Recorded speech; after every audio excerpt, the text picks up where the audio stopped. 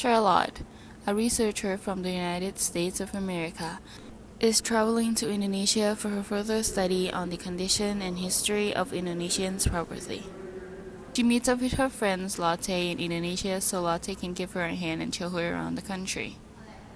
Hi, Lotte! Hi. Haven't seen you for a long time. True, right? I miss you so much. I miss you too. Let's get going, my friend. Yeah, let's go. These are little kids in the rural area of the country.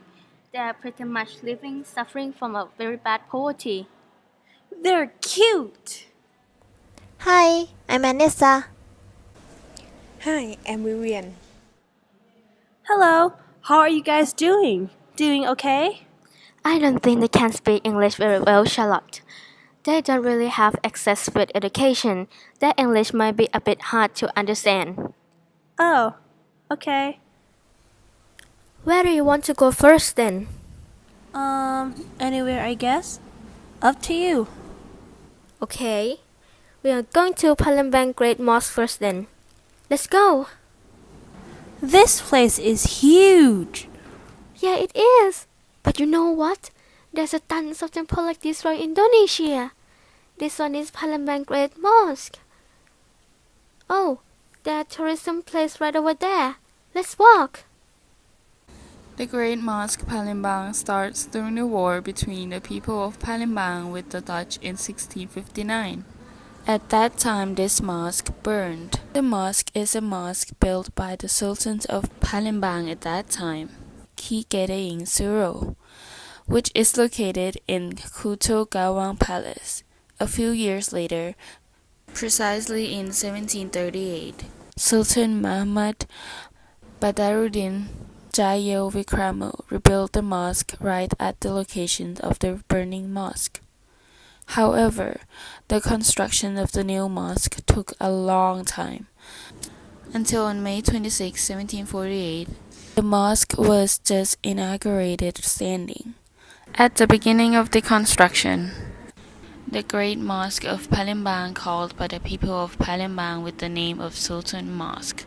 The name refers to the constructions of a mosque that is shared and managed directly by Sultan Muhammad Badaruddin Jaya Vikramo. Interesting. I've never thought that imperialism has such an impact in the Indonesian history. It actually has a lot of impact. As we go to different places, you will see how imperialism affects Indonesian history, and you will be surprised how much it actually does. Where's this place? This is Fort Bredebers Yogyakarta. In 1760, after the foundation of the new Kraton, Yogyakarta Hadiningrat, the Dutch governor of North Java coast, Nicholas Harding, requested a fort to be built in Yogyakarta. The barracks was built on a plot provided by Sultan Hamengkubuwono I. The first fort was a simple wooden fort with 4 bastions.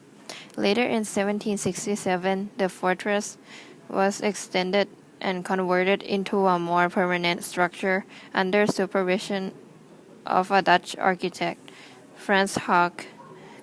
After its completion in 1787, the fort was named Fort Rustenburg, which is resting fort in Dutch. On 1867, the old fort was destroyed by an earthquake. The fort was rebuilt and renamed Fort Württemberg, which in Dutch language means peace fort, due to peaceful coexistence of the fort and the Kraton of the Sultan. Wow. Now I really see how the Dutch has a lot of involvements in the Indonesian history. I didn't know this from researches I did last year, but I didn't realize it's this much. Yeah, they really do involve quite a lot in Indonesian history. This trip is starting to get a lot more interesting than I've thought. I told you. By the way, it's starting to get really dark. I think you should go back to your hotel now, and we can continue the trip tomorrow. Okay then. Bye.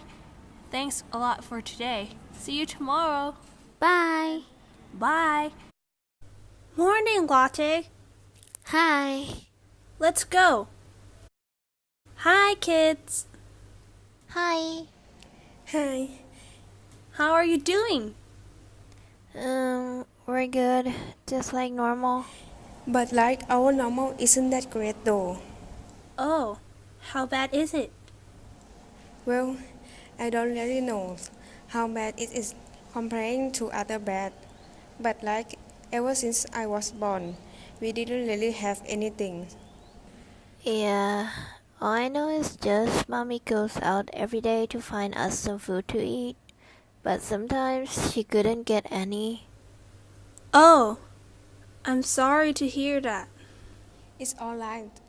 We are used to this lifestyle already anyway.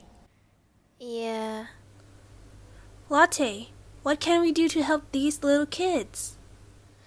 Well, actually, I think that there are several ways that can help them, like how the government have extended programs for employment by promoting labor-intensive projects for the less educated and less skilled worker. That's great to hear. I thought that they don't get much opportunity.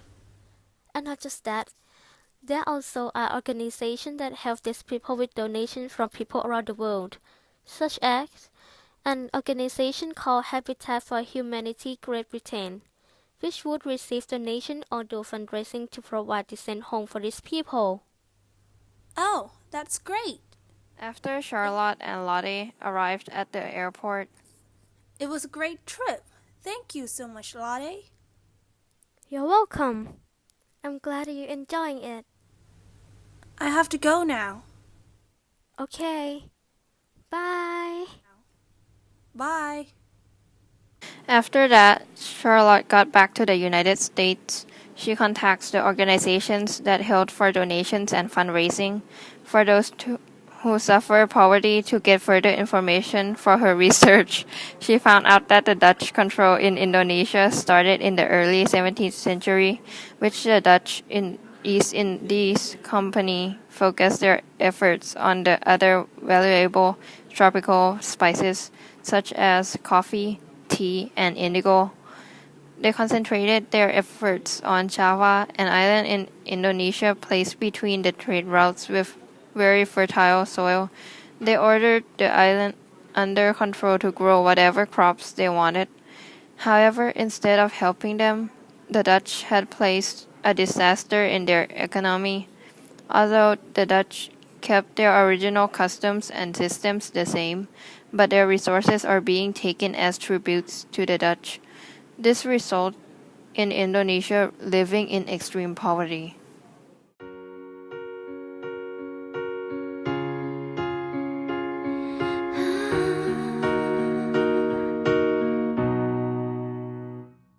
I wanna be with you